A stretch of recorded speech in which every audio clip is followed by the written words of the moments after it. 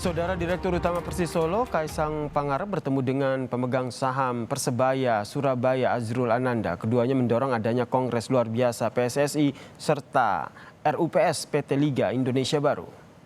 Kaisang dan juga Azrul sepakat Kongres Luar Biasa PSSI ini dirasa perlu untuk pembenahan total sepak bola Indonesia.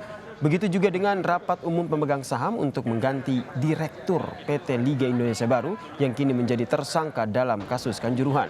Kaisang menyebut sudah berkomunikasi dengan sejumlah klub Liga 1 dan dalam waktu dekat saudara, dirinya akan berkirim surat kepada PT LIB dan juga PSSI.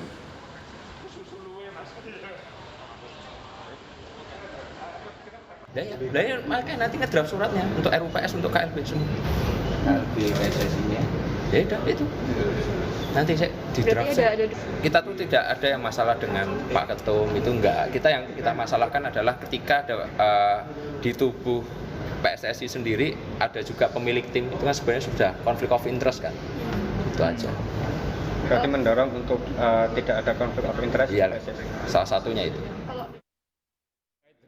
Usulan TGIPF, sikap pemerintah, ya kan, ini kan harus disikapi, harus ada minimal KLB itu kan kongres, hasilnya apa kan beda lagi kan gitu.